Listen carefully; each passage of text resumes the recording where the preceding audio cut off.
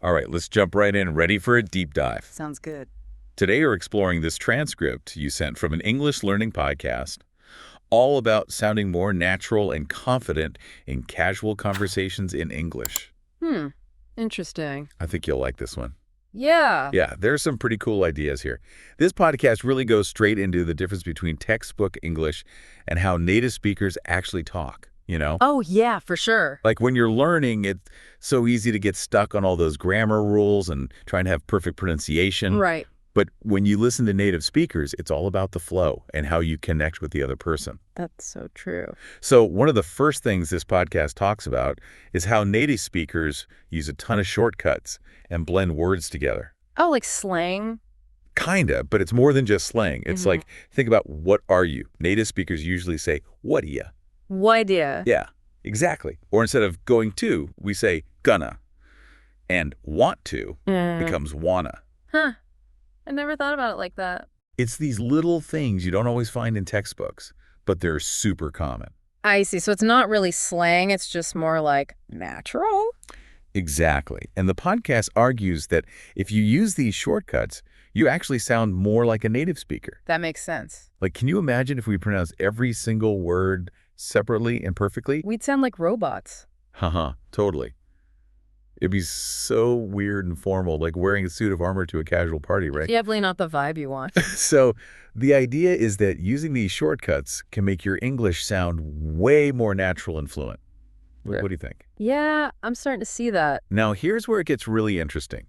The podcast calls it the confidence hack. Confidence hack. Yeah, it's all about how being confident is like 80% of how well you communicate. 80%. Wow, that's a lot. Right.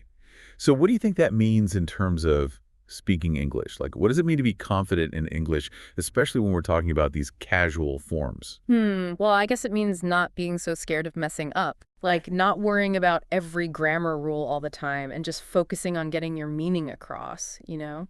That's a great point. So it's not about being perfect. It's about being comfortable enough to actually speak, even if you make a few mistakes here and there. Totally. And sometimes I think native English speakers appreciate it when someone's trying to learn their language, even if their grammar isn't perfect. I agree. It shows you're making an effort, and that's really cool.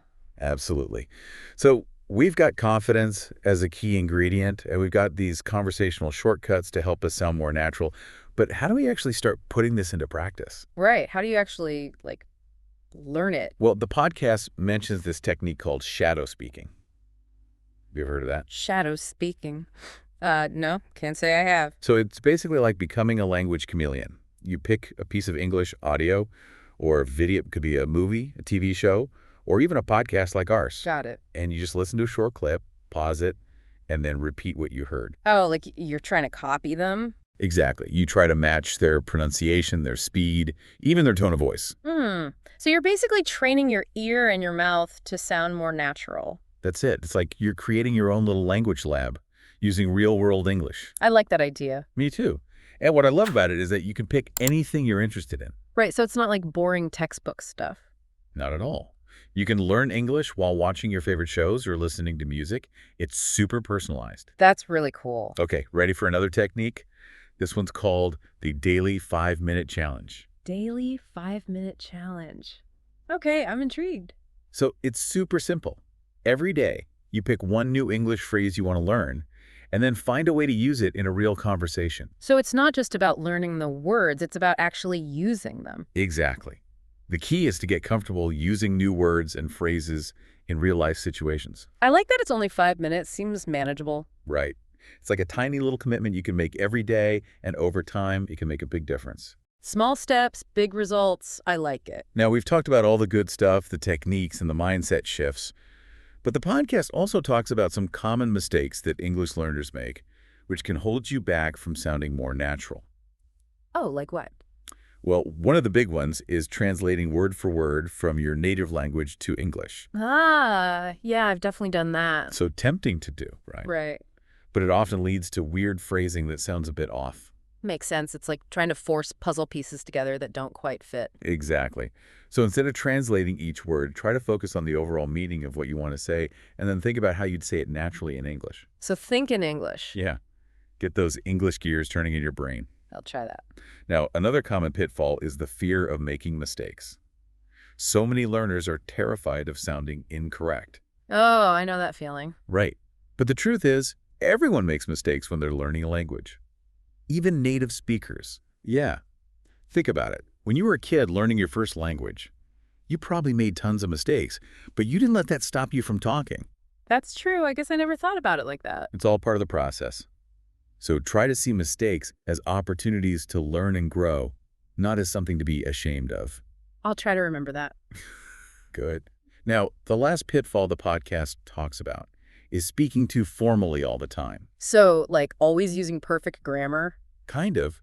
While it's good to know formal English, casual conversations are much more relaxed and informal. So it's about knowing when to use which one. Exactly. Yeah. Like you wouldn't wear a tuxedo to a backyard barbecue, right? Haha, no way. It's about adapting your language to the situation. That makes a lot of sense. So learning how to use informal English correctly can actually make you sound more natural and approachable in everyday conversations. I see. It's all about finding the right balance. Exactly.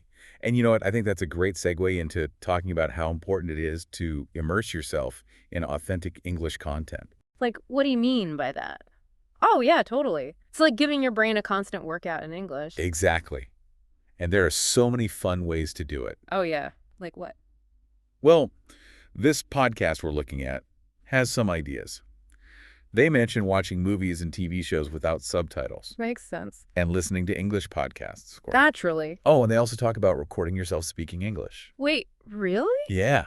So you can listen back and see how you're doing, like where you might be stumbling or if your pronunciation needs work. That's a good idea. Right. It's like having your own personal language coach, but for free. I like the sound of that.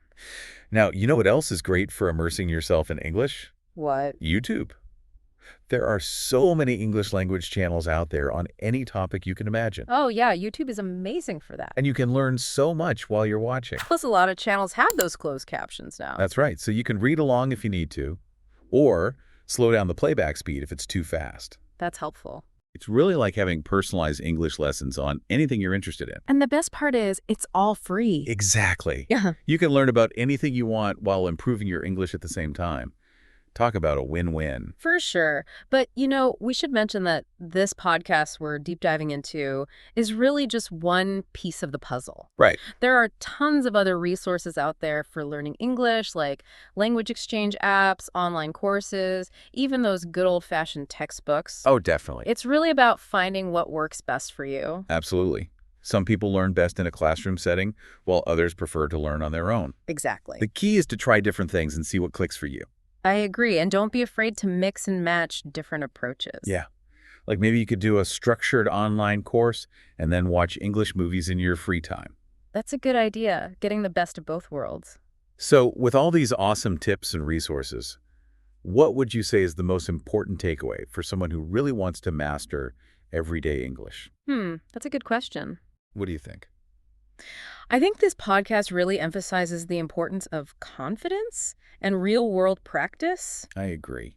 It's not enough to just memorize grammar rules and vocabulary words. You have to actually use the language in real-life situations. Right. Put all that knowledge into action. Exactly.